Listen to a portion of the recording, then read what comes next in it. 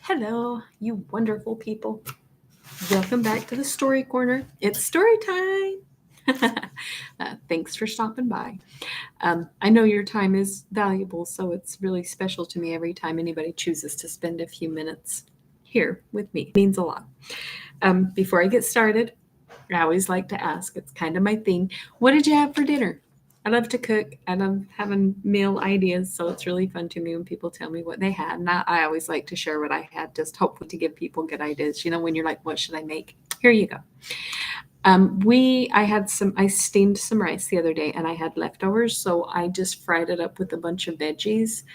And then we had a really light dinner because we're doing movie night tonight. My little 6-year-old daughter, we have a school chart, and then when she gets to a certain point through school, she earns, rewards and prizes, and she earned movie night. So we're gonna have popcorn and candy. We got some chocolates and stuff. So we have popcorn and chocolates, and then um, cookies, some like donut cookie things. So I did a really light dinner because we're having snacks with movie night. We'll all be in our jammies, and it'll be so fun. So that's what we did for dinner and what we're going to be doing as soon as I'm done here. um, and then I like to show off a few things that I've made because I have so many things I made, and it's really fun to show them off. And since I haven't been doing fairs and shows lately, I really miss, showing off my stuff. I make cute stuff. I think it's cute. You start with this bracelet, okay? How cute is this, right? Look at this bracelet. So that's a flower, real dried flower, with just a sprinkle of glitter under. I know it's probably kind of hard to see. Oh, yeah, I can see a little bit of sparklies. And then it's got this really cute leather, the the bracelet part, right, is leather with these really cute little flowers on each side of it. Isn't that cute? It's so cute to me. I love this one. And then I have this kind of gold green heart flower. So this has a green dried flower inside of it, kind of a turquoisey, I guess, blue green. And then it's got some kind of goldish glitter, so it has the gold tint behind it. It's really cute. And then this one is kind of cool. Hey, Grumpy, would you like to jump up and say hi? Oh, your cookie. He ate the last cookie. You can see it all over his face and his clothes. Oh, it doesn't look as bad in the camera. There's cookie everywhere. My goodness, you're so messy. He barely had a bath, and now he's a mess again. So look at this. It's a little wood frame with tiny little dried flowers set in the resin inside of it. So it's transparent, so you can, see through it kind of. But it has those flowers set in it and that little wood frame. I mean, look how cute that is.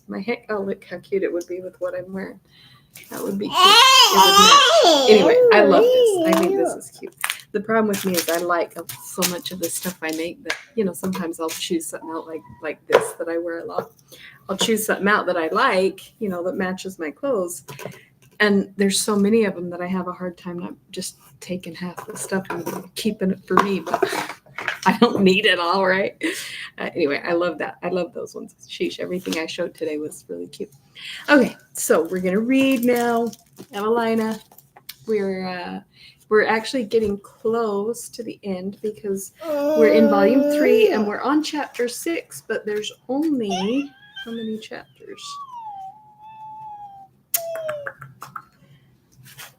I'm trying to look it up and see, and I just keep skipping right past the end. Chapter 22. Oh, chapter 23. The last one's like that one. So there's 23 chapters, which means here that we only have like 17 chapters left. So that's like, depending on how many we read a day, that's like a week, maybe 2 weeks.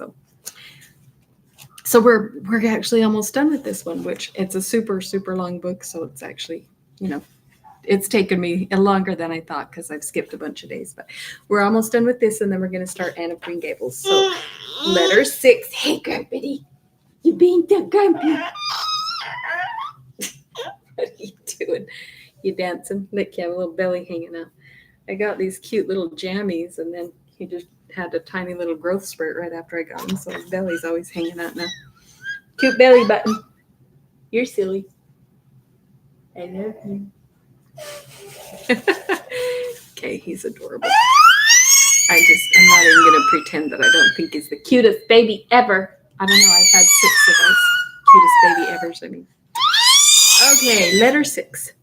Oh, thanks for the hugs. Oh my goodness. What? Oh, so nice. What, this one? Oh, you like that, don't you? Okay, Mr. Villers. Oops. Mr. Villers to Evelina, Berry Hill, September 28th. That's Carissa singing in the bathtub, in case you were wondering what that strange high-pitched noise is. She can screech higher than I can whistle. I'm not kidding. Like, she can go so high. Hey, don't get mad. Just say, please help me. It comes out this way. Please help me, mother. Be nice. Dead to the world, and equally insensible to its pleasures or its pains, I long since bid adieu to all joy, and defiance to all sorrow. But what should spring from my Evelina, so source to me of all earthly felicity? How strange, then, is it, that the letter in which she tells me she is the happiest of human beings should give me the most mortal inquietude. Alas, my child, that innocence, the first best gift of heaven, should of all others be the blindest to its own danger, the most exposed to treachery, and the least able to defend itself in a world where it is little known, less valued, and perpetually deceived. Would to heaven you were here! Then by degrees and with gentleness I might enter upon a subject. Thanks for the laughs. Oh, you're smearing cookies on me. You're such a little pumpkin. Would to heaven you were here. Then by degrees and with gentleness I might enter upon a subject too delicate for distant discussion. Yet it is too interesting, and the situation too critical to allow of delay. Oh, my Evelina, your situation is critical indeed. Your peace of mind is at stake, and every chance for your future happiness may depend upon the conduct of the present moment. Hitherto I have forborne to speak with you upon the most important of all concerns, the state of your heart. Also, I need no information. I have been silent indeed, but I have not been blind. Long and with the deepest regret have I perceived the ascendancy which Lord Orville has gained upon your mind.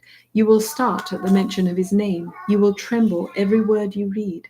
I grieve to give pain to my gentle Evelina, but I dare not longer spare her. Your first meeting with Lord Orville was decisive.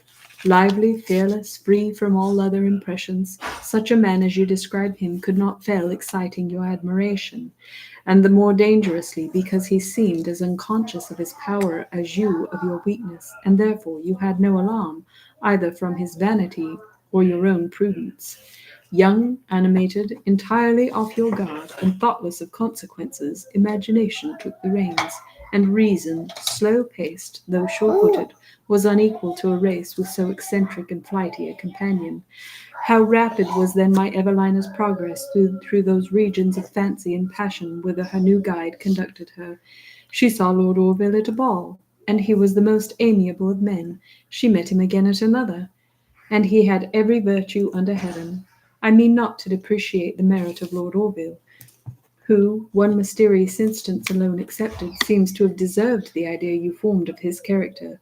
But it was not time, it was not the knowledge of his worth obtained your regard. Your new comrade had not patience to wait any trial.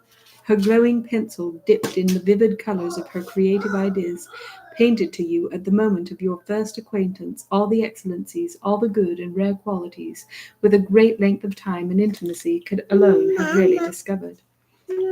So he's just saying, you were so impressed with him at first that you didn't have the time to discover more about him. So in your excitement and your passion, you formed such a high opinion of him, and then as you learned more, you found out that it wasn't quite so great. You flattered yourself that your partiality was the effect of esteem, founded upon a general love of merit and a principle of justice, and your heart, with which fell the sacrifice of your error, was totally gone ere you suspected it was in danger. No, no, no, no. No, no, no, no, no, no. You're silly. What is it? It might be dead. It's dead. Has to get plugged in. Yeah. It's not working. We have to plug it in. He's like, fix it. We have to plug it in. It's dead.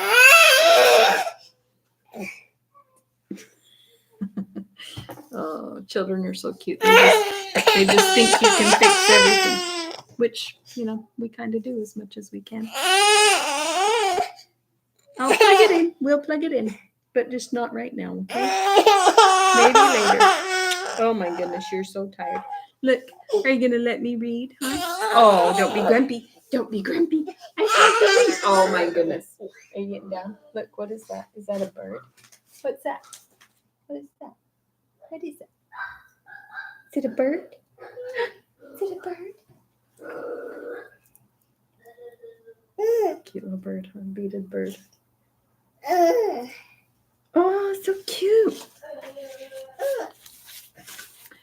Okay.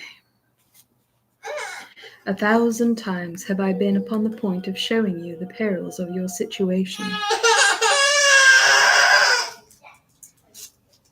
But the same inexperience which occasioned your mistake, I hoped with the assistance of time and absence would effect a cure. I was indeed most unwilling to destroy your illusion, while I dared hope it might itself contribute to the restoration of your tranquillity, since your ignorance of the danger and force of your attachment might possibly prevent that despondency which young people, in similar circumstances, are apt to persuade themselves that what is only difficult is absolutely impossible.